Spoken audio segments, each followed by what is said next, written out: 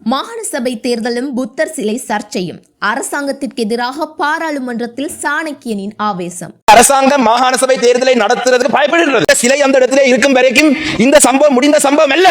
வலது கையால சாப்பிடுவனா இடது கையால சாப்பிடுன்னு சொல்லி தமிழ் முஸ்லிம் மக்களுக்கு இடையிலே குழப்பங்களை தொடர்ந்து ஏற்படுத்துவது எதிர்வரும் பாராளுமன்ற தேர்தலில் நீங்கள் முழுமையாக நன்றி. வடக்கு மற்றும் கிழக்கு மாகாணங்களில் ஆளும் அரசாங்கத்தின் செல்வாக்கானது புத்தர் சிலை விவகாரத்தால் மொத்தமாக இல்லாமல் போய்விட்டது என்று பாராளுமன்ற உறுப்பினர் சாணக்கியன் பகிரங்கமாக தெரிவித்தார். வடக்கு கிழக்கிலே இன்று அரசாங்கத்துடைய செல்வாக்கு இந்த புத்தர் சிலையுடைய விவகாரத்துடன் மொத்தமாக இல்லாமல் போய்விட்டது. மாகாண சபை தேர்தலை நடத்துவதற்கு இந்த அரசாங்கம் பயப்படுகின்றது என்று அவர் குற்றம் சாட்டினார்.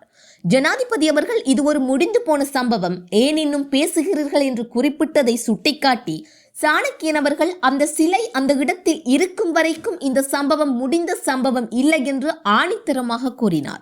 ஜனாதிபதி நேற்று சொல்றார் இது ஒரு முடிந்த சம்பவம், ஏன் இந்த முடிந்த சம்பவத்தை பற்றி இன்னும் பேசுறீங்க. அந்த சிலை அந்த இடத்திலே இருக்கும் வரைக்கும் இந்த சம்பவம் முடிந்த சம்பவம் அல்ல.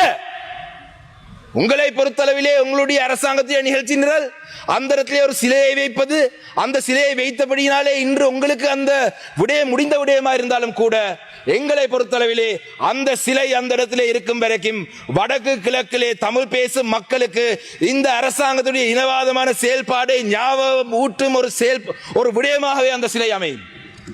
அரசாங்கத்தை பொறுத்தவரையில் ஒரு சிலையை வைத்ததுடன் அது முடிந்திருக்கலாம். ஆனால் தமிழ் பேசும் மக்களை பொறுத்தவரையில் அந்த சிலை இருக்கும் ஒவ்வொரு கணமும் அது அந்த அரசாங்கத்தின் இனவாதமான செயல்பாட்டை ஞாபகமூட்டும் ஒரு விடயமாகவே அமையும் என்று அவர் குறிப்பிட்டார்.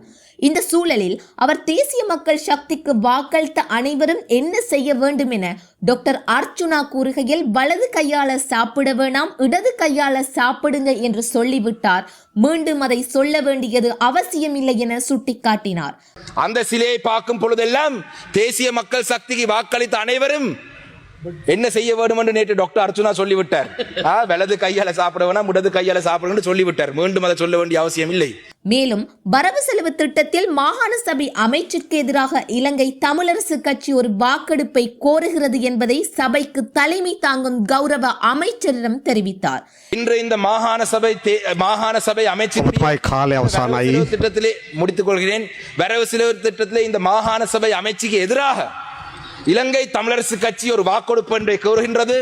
இதுக்கு நீங்கள் இந்த வாக்கெடுப்புக்கு நீங்கள் எங்களுக்கு ஒத்துழைப்பு வழங்குவீர்கள் நான் எதிர்பார்க்கின்றேன். அதே இந்த வாக்கெடுப்புக்கு அரசாங்கம் ஒத்துழைக்கும் என்ற எதிர்பார்ப்பையும் அவர் வெளிப்படுத்தினார்.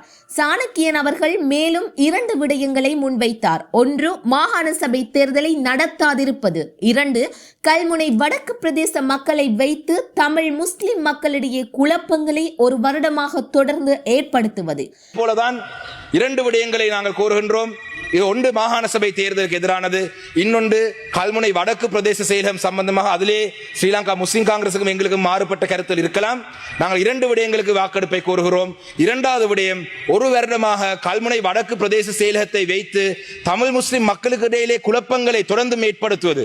கல்முனை விவகாரத்தில் குழு நியமித்து ஆராய்வோம் என்று கூறி 1 வருடம் கடந்து விட்டதாகவும் குழுவுமில்லை ஒன்றுமில்லை என்றும் கல்முனை மக்கள் இன்று ஆளாளுக்கு இடையில் முரண்பாட்டுடன் வாழ்ந்து கொண்டிருக்கிறார்கள் என்றும் அவர் தெரிவித்தார். அரசாங்கம் ஆட்சியிலே இருக்கிறார்கள், குழு நியமிக்கிறோம் என்று சொன்னார்கள், குழு ஒன்றை நியமித்து ஆராய்வோம் என்று சொன்னார்கள், குழு ஆராயும் என்று சொன்னது. ஆனால் 1 வருடம் கடந்த இன்று குழுவும் இல்லை, எதுவும் இல்லை. கல்முனையிலே இருக்கும் தமிழ் பேசும் மக்கள் இன்று ஆளையாளுக்கு இடையிலே முரண்பாடோடு வாழ்ந்து கொண்டிருக்கிறார்கள். இந்த 2 விடயங்களுக்குமாகவும் இன்று இந்த மாகாண சபை அமைச்சு ஒதுக்கீடுகளுக்கு எதிராக இலங்கை தமிழரசு கட்சி ஒரு வாக்கெடுப்பு கோருகின்றது. இறுதியாக மாகாண சபை தேர்தலை இன்று நடத்தினாலும் 6 மாதத்தில் நடத்தினாலும் 1 வருடத்தில் நடத்தினாலும் வடக்கு கிழக்கில் அரசாங்கம் தோல்வியடையும் என்று சாணக்கியன் பகிரங்கமாக கூறினார்.